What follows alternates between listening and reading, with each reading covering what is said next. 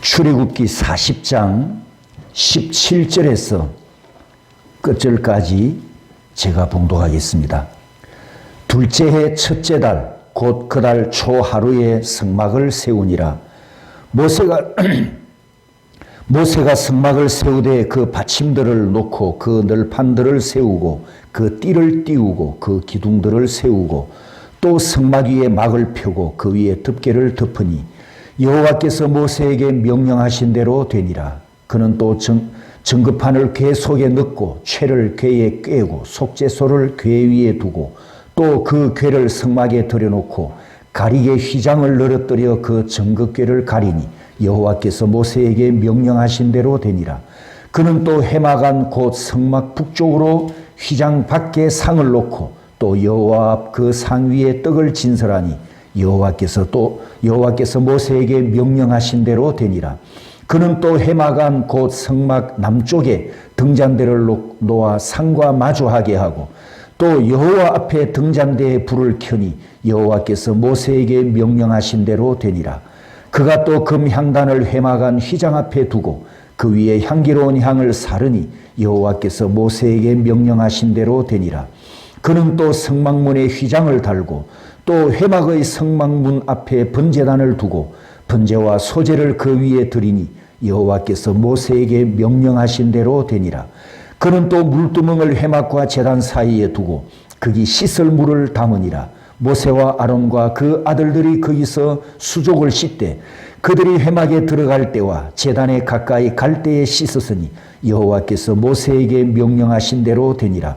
그는 또 성막과 제단 주위뜰에 포장을 치고 뜰문에 휘장을 다니라. 모세가 이같이 역사를 마치니 구름이 회막에 덮이고 여호와의 영광이 성막에 충만하매 모세가 회막에 들어갈 수 없었으니 이는 구름이 회막 위에 덮이고 여호와의 영광이 성막에 충만함이었으며 구름이 성막 위에서 떠오를 때에는 이스라엘 자손이 그 모든 행진하는 길에 앞으로 나아갔고 구름이 떠오르지 않을 때에는 떠오르는 날까지 나아가지 아니하였으며 낮에는 여호와의 구름이 성막 위에 있고 밤에는 불이 그 구름 가운데에 있음을 이스라엘의 온 족속이 그 모든 행진하는 길에서 그들의 눈으로 보았더라.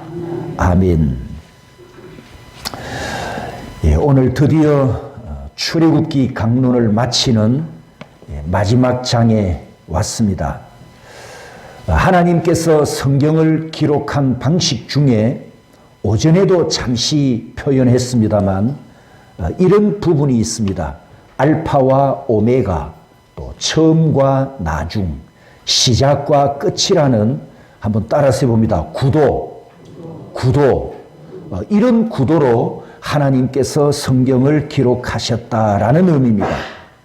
그러면 이런 구도로 기록된 성경이 이 구도, 처음과 나중, 시작과 끝, 이런 구도가 우리에게 가르쳐주는 진리가 무엇이냐, 우리가 성경을 어떻게 이해할 수 있도록 보게 하느냐 하면 하나님의 역사, 그리고 세상 역사, 모든 역사가 하나님의 경륜과 섭리 안에서 어떻게 전진해 가는가, 이것을 우리에게 보여주고, 두 번째는 하나님의 약속이 어떻게 성취되어서 우리에게 구원의 은혜를 베푸시는가, 그리고 세 번째는 악인들을 어떻게 심판하시는가, 이런 진리를 알 수 있도록 성경이 이런 구도로 쓰여졌다라는 뜻입니다. 성경이 이런 구도로 기록됐기 때문에 처음과 끝을 비교하고 대조해 볼 수 있는데, 몇 가지 예를 들면 처음 책 창세기와 마지막 책 계시록, 또 태초와 종말, 첫 창조와 재창조, 초림과 재림, 처음 하늘과 땅, 그리고 요한계시록에는 새 하늘과 새 땅, 이렇게 표현하고 있죠. 자, 그리고 오늘 우리가 오전에 읽었던 본문 창세기와 지금 출애굽기에도 하나님의 말씀 구도를 보면 창조와 만물과 생명의 시작이 창세기에 기록되었는데 오늘 오전에 마지막에는 두 사람의 죽음이 기록된 것을 보았습니다. 그리고 출애굽기도 보면 고난과 구원 이런 구도로 기록되어 있고 이스라엘 백성들이 노예로 고통을 당하다가 하나님의 구원을 받고 해방되는 이런 구도, 그리고 출애굽기 처음에는 이스라엘 백성들이 애굽이라고 하는 이방 땅에 있었지만 오늘 본문을 읽은 이 마지막 장면에 와서는 천국을 의미하는 하나님의 영광이 충만하게 덮여있는 하나님의 성막을 출애굽기 마지막 장면에서 보게 됩니다. 자, 이 성막이 언제 완공됩니까? 40장 17절 말씀에 둘째 해 첫째 달 그 달 초하루 이렇게 말씀하고 있어서 애굽을 떠나온 지 만 2년째 되는 첫날 초하루에 이렇게 성막을 건축하고 완공했다라고 말씀합니다. 그리고 아까 본문을 읽을 때 여러분 39장에도 나타납니다만 40장 이 두 장에 가장 많이 사용된 단어가 무엇이었습니까? 명령하신 대로 다 행하였더라. 명령하신 대로 되니라. 이 표현이 39장에 10번, 40장에 8번 사용하면서 성막이 완공되고 예배를 봉사할 이 제사장도 세워졌음을 성경이 말씀하고 있습니다. 자, 혹시 이 인쇄물 가져오신 분 있습니까? 자, 앞에 이 첫 번째 성막의 구조를 한번 보십시오. 제가 이 스크린 준비를 못했습니다. 성막의 구조를 보면 여기 맨 오른쪽에 녹색 글씨 언약궤라고 있습니다. 그 밑에 파란 글씨 지성소라고 있는데요. 이 지성소 크기가 가로 세로 5m씩입니다. 성경에는 10규빗 이렇게 표현하고 있는데 10규빗씩 해서 가로 세로 5m 크기로 이 지성소입니다. 제일 깊은 방. 전체 성막의 외벽 길이는 50m라고 이렇게 되어 있습니다.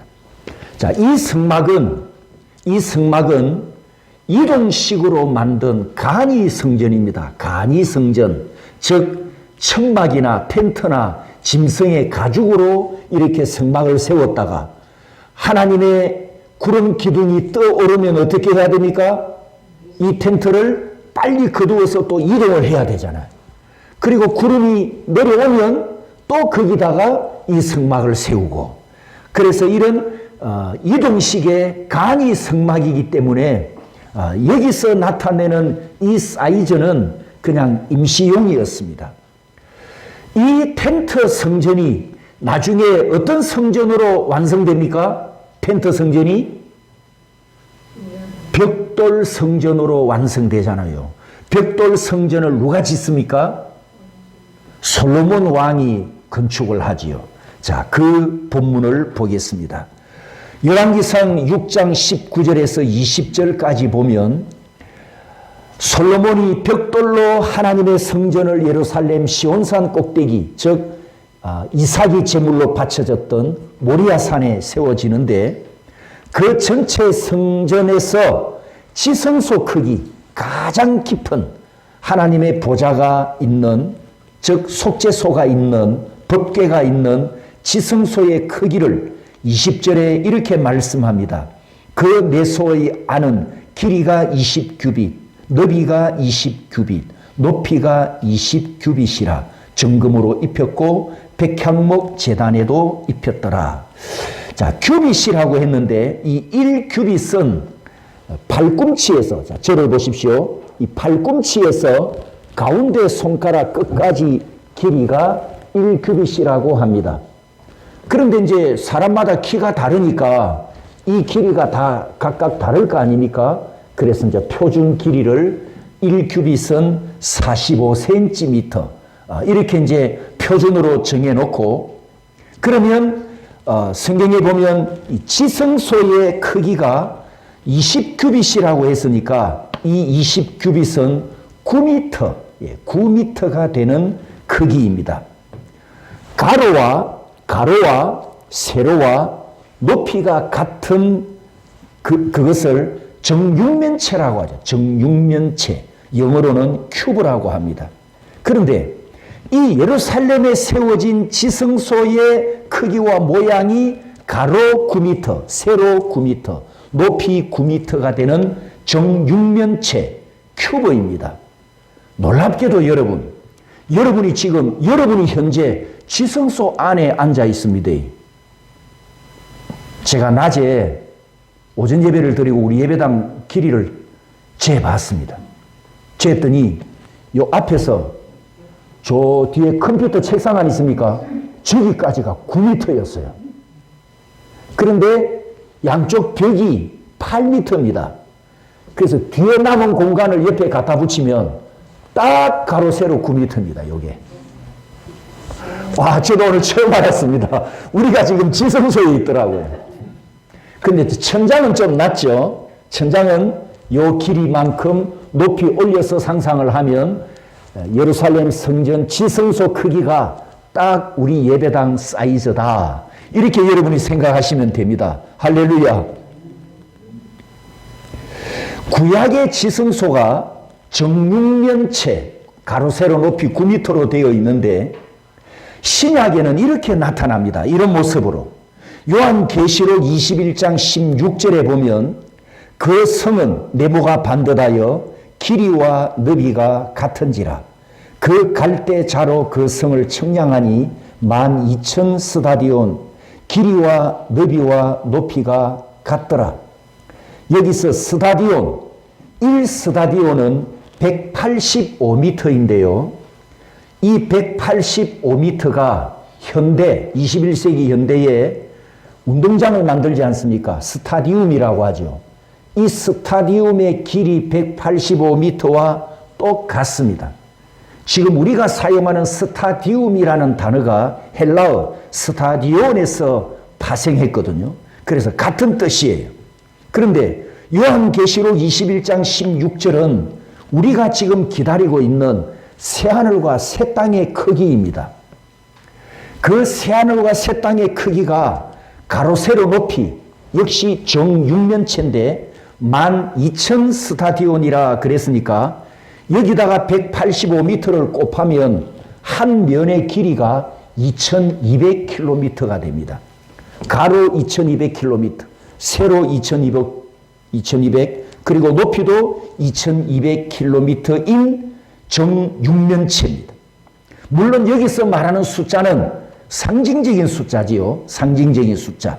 아무튼 지금 이 두 본문이 우리에게 무엇을 보여주느냐 하면 예루살렘에 세워졌던 지성소의 크기와 우리가 기다리고 있는 거룩한 성 새 예루살렘의 크기와 모양이 가로, 세로, 높이가 똑같은 따라서 합니다. 정육면체. 따라서 합니다. 큐브. 정육면체라는 겁니다. 이 점을 염두에 두십시오. 하나님의 보좌가 있는 지성소와 그리고 거룩한 성 새 예루살렘의 모양 정육면체는 이게 왜 정육면체인가, 이것이 무엇을 의미하는가에 대한 해석은 따라서 합니다. 하나님의 완전하심. 하나님의 완전하심. 여러분, 우리 하나님은 완전하신 하나님 맞죠? 실수하거나 실패하지 않으시는 하나님이시지 않습니까? 그래서 이 정육면체 모양은 하나님의 완전하심을 의미합니다. 전능하신 하나님은 완전하신 하나님이십니다. 완전하신 하나님의 속성을 지성소와 천국 모양으로도 우리에게 계시해 주셨다는 거예요. 그런데 여러분, 이제 우리가 살펴볼 이 사악한 인간들이 하나님의 완전하심을 뒤집어가지고 어떻게 사람들을 속이고 있는가를 우리가 보면서 종말의 때를 살아가는 이 시대에 우리가 시대를 분별하는 믿음과 지혜를 가지시기 바랍니다. 첫 번째 에베소서 4장 14절에 놀라운 말씀을 발견하게 되는데 우리 다 같이 읽어봅니다. 시작. 이는 우리가 이제부터 어린 아이가 되지 아니하여 사람의 속임수와 간사한 유혹에 빠져 온갖 교훈의 풍조에 밀려 요동하지 않게 하려 함이라. 따라서 합니다. 퀴레이야, 속임수. 이 속임수, 퀴레이야라는 단어는 요 구절에 성경에 딱 한 번만 기록되었습니다. 주사위 놀이 혹은 사기, 남을 속이는 사기 말입니다. 이런 뜻입니다. 이 헬라어 퀴레이야는 키보스라는 단어에서 유래를 했는데 키보스는 육면체, 주사위 이런 뜻을 갖고 있습니다. 여러분 주사위가 정육면체지요. 아시죠? 사진을 보시면 이 퀴레이야, 키보스가 바로 영어로 정육면체, 큐버입니다. 큐버. 이런 뜻을 가지고 만들어진 것이 주사위인데 주사위는 누가 언제 만들었느냐? 기원전 3000년, 지금부터 5000년 전에 이집트에서 만들어진 것으로 고고학적으로 확인이 되었습니다. 유물을 발견했기 때문에. 그렇다면 고대 시대부터 하나님의 지성소를 모방하는 정육면체가 있었다. 이런 이야기가 됩니다. 그런데 성경에 기록된 큐빗은 하나님의 완전하심을 계시하는 진리인데 인간이 만든 큐빗 정육면체는 에베소서 4장 14절 말씀처럼 주사위를 만들어 가지고 사람을 속이는 용도로 쓰고 있다는 거예요. 하나님의 완전하심을 뒤집는 것, 하나님의 존재와 천국의 존재를 완전히 엎어버릴 목적으로 만든 것이 주사위인데 그렇다면 이 주사위는 인류 역사에서 5000년 동안 사람을 속여왔다는 증거가 됩니다. 여러분 이 주사위 정육면체를 평면으로 펼쳐놓고 보면 이 그림을 보십시오. 1과 6이 반대쪽에 만납니다. 그리고 3과 4가 반대쪽에 만나고 2와 5가 만나면서 3면 모두 7이라는 숫자가 완성됩니다.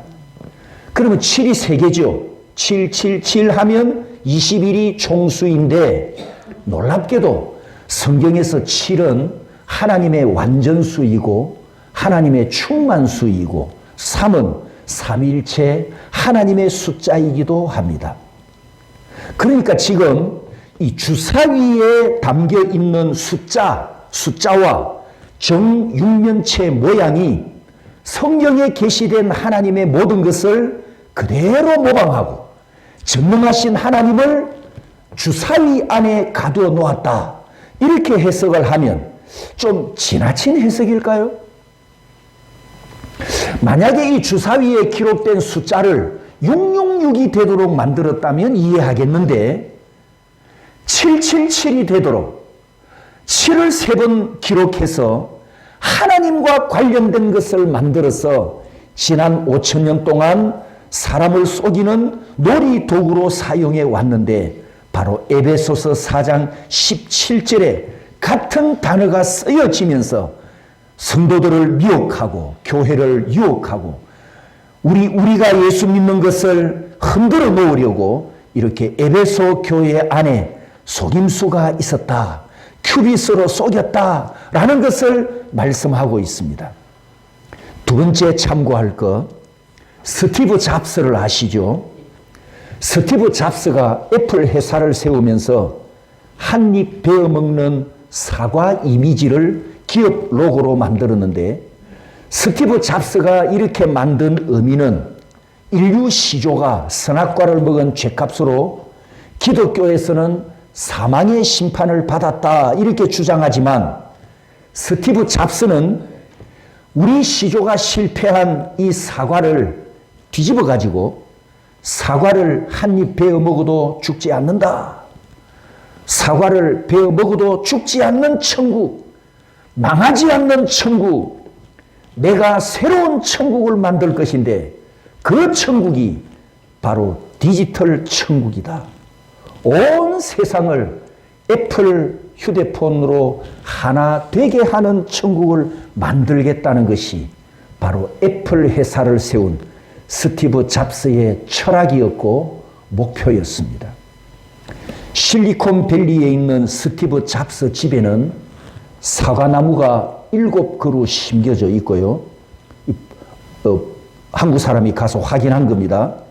그리고 죽고 나서 스티브 잡스의 유작이 발표되었는데 뉴욕 애플 5번가에 애플 큐브라고 하는 정육면체 유리박스 건물이 하나 서 있습니다. 이 건물 이름이 정육면체 애플 큐브입니다. 이 건물, 이 유리 건물 지하에는 애플 제품을 전시하는 매장이 있습니다. 그런데 이 애플 큐브의 사이즈가 가로 세로 높이 9m 정육면체입니다. 예루살렘에 세워졌던 지성소와 똑같은 사이즈입니다. 예루살렘 지성소 안에는 뭐가 들었습니까? 3가지가 들어있죠. 하나님의 율법이 기록된 돌판, 만나, 아론의 쌍난 지팡이가 큐브 안에 들어있습니다. 지성소 안에 들어있습니다. 그런데 스티브 잡스가 세운 이 큐브 안 속에는 뭐가 들었느냐? 지하에 애플 매장, 애플 제품들이 전시되어 있단 말이죠. 이것을 가지고 21세기 인류를 통치하리라 라는 이미지를 이렇게 유리 건물로 만들었는데, 여러분, 왜 하필이면 이게 또 유리냐? 애플 큐브가 왜 유리일까요? 요한계시록 21장 18절을 보면 거룩한 성 새 예루살렘의 성곽이 맑은 유리 같더라. 스티브 잡스가 성경을 얼마나 많이 연구를 했는가? 그대로 똑같이 모방한 것을 우리가 보면서 그는 애플사 로고와 애플 큐브로 기독교를 조롱하고 하나님을 대적하는 철학과 정신을 가졌고, 그리고 현재는 동성애 이 운동을 적극적으로 후원하고 또 찬성하는 그런 기업으로 익히 알려져 있습니다. 여러분도 알고 있는 것처럼 스티브 잡스는 56살에 췌장암으로 결국 사망하는데요. 이 56살의 나이는 아직 젊은 나이고, 이제 50대 중반이 넘어가면 그동안 자기가 배우고 경험했던 모든 것을 이제 마지막 꽃을 피워야 될 시기거든요. 꽃을 피워야 될 그 시기에 세상을 떠났다는 것은 결코 호상이라 할 수 없는 비극사라고 해야 그 죽음의 의미가 맞겠죠. 구약시대 다니엘서에 등장하는 벨사살이 이와 같은 짓을 하다가 자신도 죽고 바벨론 제국도 잃어버렸고, 신약 사도행전에 등장하는 헤롯이 또 이 짓을 하다가 아주 작은 벌레에 먹혀 죽습니다. 여러분, 하나님은 반드시 살아계시고 인간을 살펴보십니다. 의인들의 삶을 내려다보시고 악인들의 악행을 낱낱이 보고 계십니다. 지금 또 한 명 살아있는 제2의 벨사살, 제2의 헤롯이 있는데, 저는 만나는 사람에게 그 나라 이야기를 하면 반드시 이 말을 합니다. 중국의 시진핑은 제2의 벨사살이고 제2의 헤롯 같은 짓을 하고 있다 라고 이야기를 지금 합니다. 하나님께서 악인들을 심판하실 때 오늘 심판하시는 죄인이 있고, 내일 심판하시는 죄인이 있고, 또 10년 뒤에도 심판하실 죄인이 있지만, 결과적으로 중요한 것은 인생 끝에는, 역사의 종말에는 모든 악인들이 하나님께서 심판하셔서 모든 악인은 영원한 지옥에서 멸망사하게 되어 있다. 성경은 이 진리를 우리에게 증거합니다. 결론을 내리겠습니다.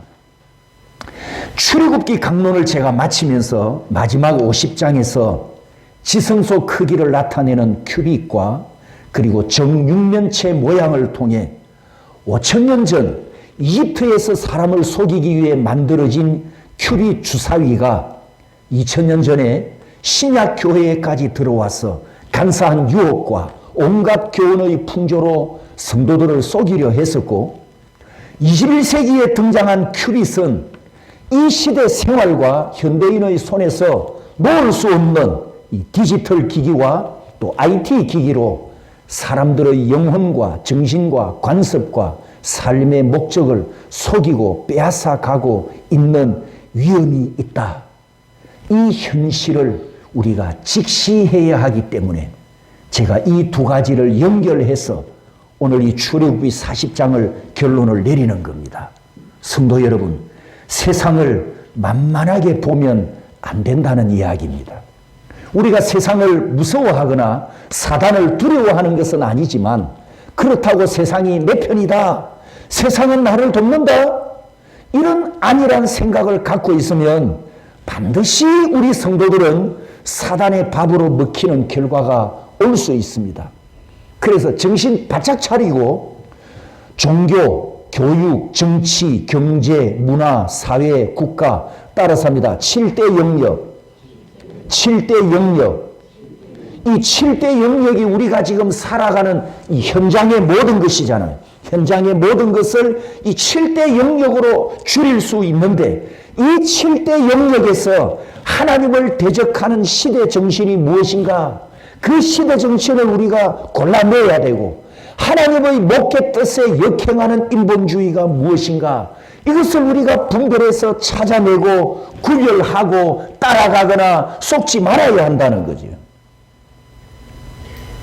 성도 여러분, 여러분이 매일마다 혹시 성경을 최소한 하루에 한 장씩 성경을 읽습니까?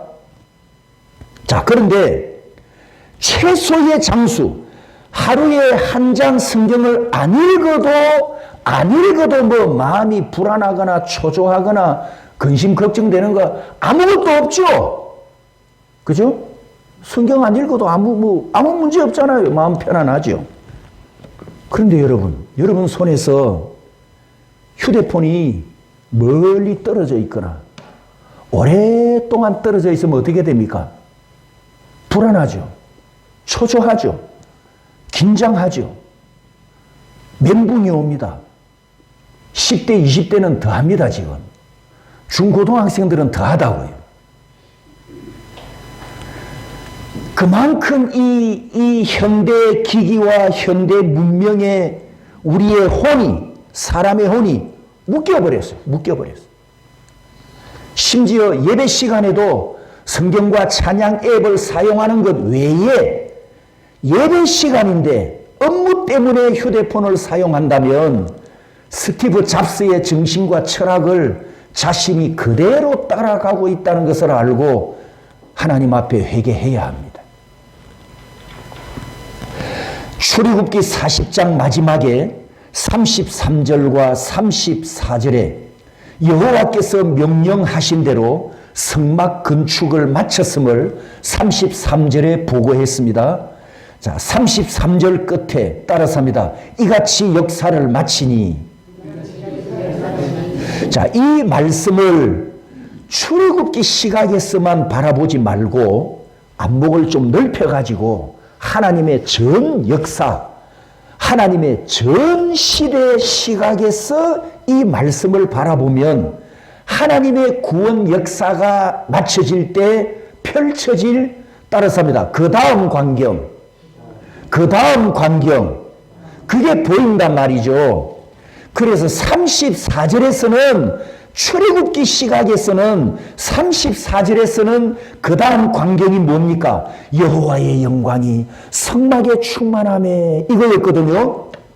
그런데 우리가 시각을 넓혀서 하나님의 전 역사, 하나님의 전 시대를 넓혀서 이 33절을 바라보면 하나님의 역사가 끝날 때 그 다음 우리가 볼 수 있는 광경이 뭐냐?